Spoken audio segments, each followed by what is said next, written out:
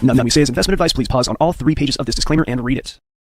Hey everybody, Cowboy here. Went live just a minute early. Want to see what happens as the CPI comes out. Looking at Bitcoin now. Going to jump down to the 5-minute time frame because that's where you're going to see the action. So let's go ahead and see what's happening with the corn as the data gets released. Okay, a little pop up here. Look at that. Okay, so this is a dollar week CPI unless this flips around. What happens is if the CPI comes out a little bit cool, then, or even just at like a 0, right? If the inflation comes out like there's not as much inflation as planned, or just kind of matching the expectations, what that might mean is that money floods back into the market and pushes Bitcoin a little bit higher. And that will happen with the stock market as well. So if I flip over to NQ NASDAQ, we're not seeing much of a move at all in NASDAQ. So whatever just happened with CPI is not really affecting it. If we go to EURUSD, that's a dollar week signal. That fat candle up, that tells me that whatever CPI data just came out is probably slightly cool. So let's go ahead and look at it.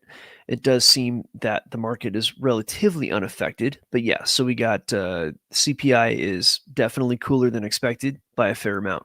Now, what this might mean in the near future is that Jerome Powell can look at the CPI data and can say, hey, the CPI is relatively cool, right? The inflation is less than we thought. We're getting even some disinflation, and that might be able to justify some interest rate cuts. Now, I'm watching the markets right now, and I'm looking at the overall situation. We had a big, big day yesterday. Yesterday was a day where Trump reversed most of his tariff stuff. He paused it for 90 days, right? So that they can give everybody time to renegotiate, with the exception of China.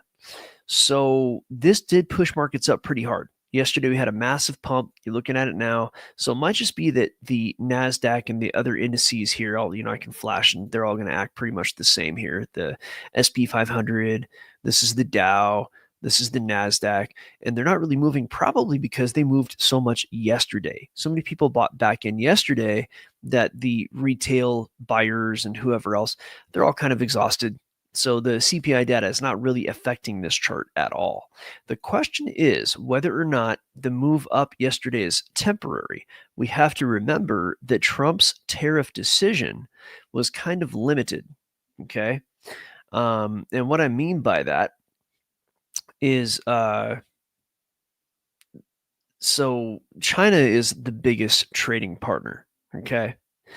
China is the biggest trading partner, and what that means is that because we didn't change the tariff situation with them, then the market move is going to only go so far. If we had gotten rid of the tariffs with China, or at least taking it back to where it was prior to last week's tariff announcement, this market would look pretty different. But what's happened is you had this big move up, and now it's already starting to kind of eat back down. Now, this isn't the 5-minute chart. So this, goes back to like yesterday's market open is right here, right there, more or less right there. That's yesterday's market open. Tariff data came out just like 3 hours later. And then, of course, overnight, things kind of settled back down. So it may be that price stabilizes, or at least starts to fall a little bit more slowly, right? So whatever charts I drew on Sunday got completely wiped out. They don't matter as much anymore. They may end up mattering. I don't know, but I think instead of continuing down like I thought, we might end up seeing the NASDAQ and other charts all having found a possible bottom, at least temporarily, right here at, 16,470. That might end up being a bottom. We're going to see. I do think that with China still having the tariffs, we might see 16,000 get tested again. And I know that a lot of people yesterday thought, oh, it's all over and everything's fine. And not necessarily. Like I said, China's the biggest trading partner. That tariff's gone nowhere. It's gotten worse. So, the markets may still kind of do some sideways business and eventually test 16,000. And just looking at the charts, especially on the NASDAQ, I'm thinking it could still break below. It could. We're going to see how price reacts at 16,000. That's going to tell us an awful lot about where this market is. But yesterday certainly took some of the bearishness out.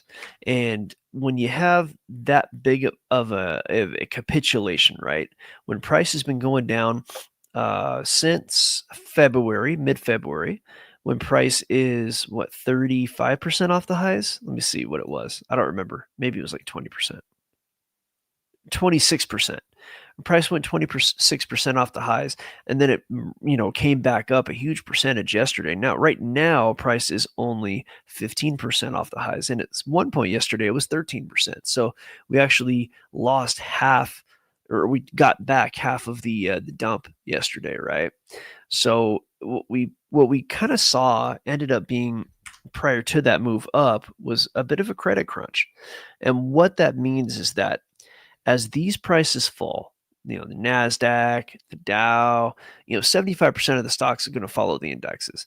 So when you have that many stocks capitulating and falling, people have to sell things to cover their position. People have to sell other assets to cover their position. Take a look at gold. Gold was sold off. Usually, gold's supposed to be a safe haven asset. You're supposed to be able to rely on gold to remain strong when the stock market falls. Not initially, right? Now, the stock market is down still. A good solid, 15%. Gold is back up near its all-time highs. So as soon as the stock market stabilized, right, gold got bought back up very quickly. So the point here is that other positions have to get liquidated to pay. Like Bitcoin is a perfect example. Bitcoin had to get liquidated to pay for the dump down in the NASDAQ. And Bitcoin tends to actually follow the NASDAQ, right?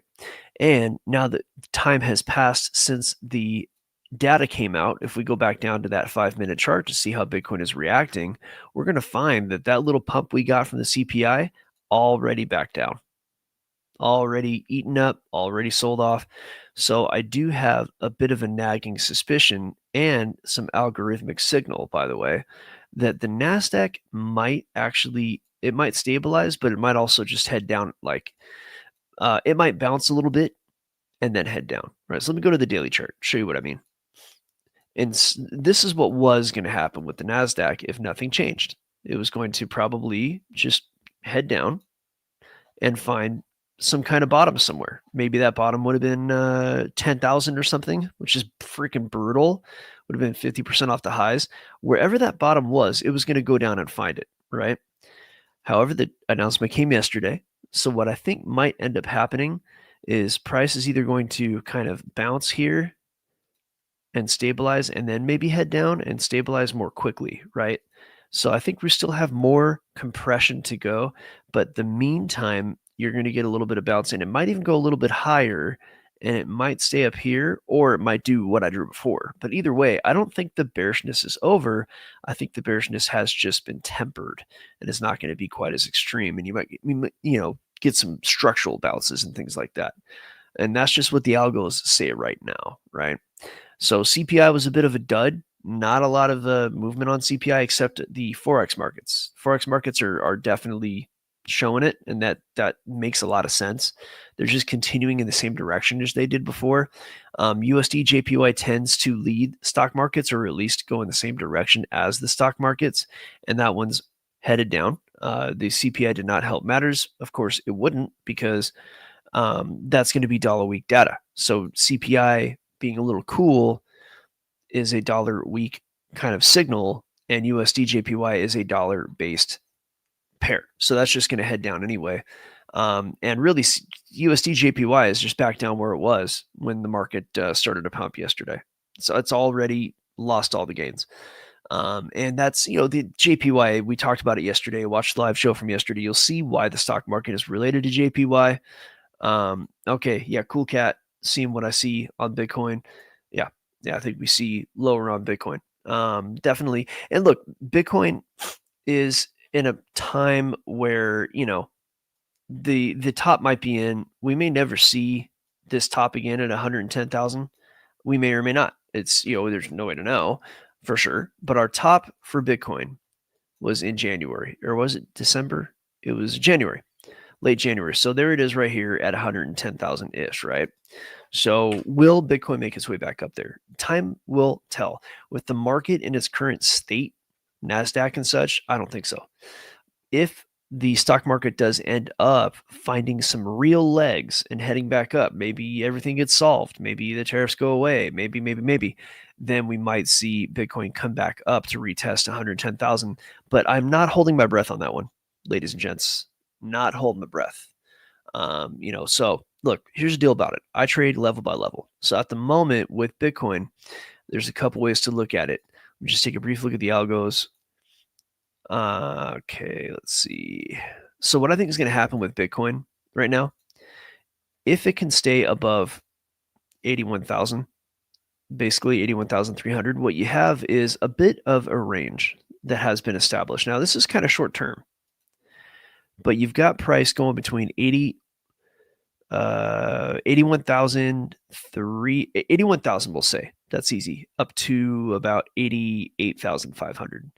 Maybe a little bit tighter. I think price might be going back and forth in this area for now.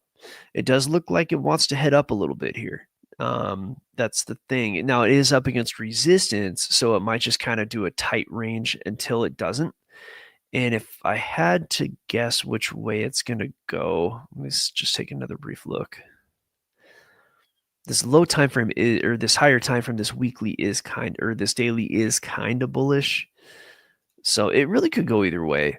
This is a tough call. I'll list out the couple of different ways this could go. Now, price could end up staying in this range, and if it did, it probably would look something like this. Just kind of bottom crawl here, and eventually make its way up. It could do that, or it could go ahead and create a bit of a new range, or kind of recreate this range that looked like it was going to happen earlier, where it just goes down to that same support down to 75, 76, and then maybe rotates between that and 81 or 82,000 like this. For the moment, that's what I expect. Now, I do expect also eventually more down, because if you go to the higher time frame, which I need to expand out to here real quick, it's still pretty bearish on the monthly. And on the weekly, though, it's at a point where it could pop up. So expect some sideways action, some chop in Bitcoin. And if I just, were to say what this looks like to me, what it looks like to me is the bull market's over, right? But if the stock market were to have a reason to go up in a strong way, Bitcoin could recover. And then it's a question of, if it recovers, will it make it up to 110? Will it break 110 if it gets up there? And that all remains to be seen. All right. Thank you all for watching. We're going to go over to the private live lab. Go ahead and get your free algo right there. See how that says that? Get your free algo link in the description. Just go in there, click that link, give us your first name, even if it's a fake first name. Give us your email. The next page, as soon as you hit that, is going to be your algo. It's going to teach you how to use it, all that stuff. And then we'll go ahead and send you reminders like every week. Hey, our weekly update is out, things like that. And then we also have some webinars, workshops, if you will, that are going to come up that are free. The first couple might be free, and then after that, we're going to start making people pay. So pay attention to your emails. And as soon as those workshops are coming out in the next month or two, maybe, we'll give away a couple for free, and then we'll start charging for it. So pay attention to those emails. Thank you all for watching. Come over to algofactory.tech. We will teach you how to trade like a hedge fund pro. Very good at doing this. We've been calling prices out. Been doing it every Sunday. If you look on Sunday, outside of any major surprises, it's been pretty darn accurate. Like last week, I killed it. Absolutely killed it on a NASDAQ call. I called out NASDAQ's weekly fall, like the whole week's price path. I called it out extremely accurately, like witchcraft accurately. So continue to check us out, and never forget, join us or die. Just kidding. Alan Richtman is kidding. You're not going to die. And we love you. Just come on out to Algo Factory and you will live either way. Thanks for watching, everybody.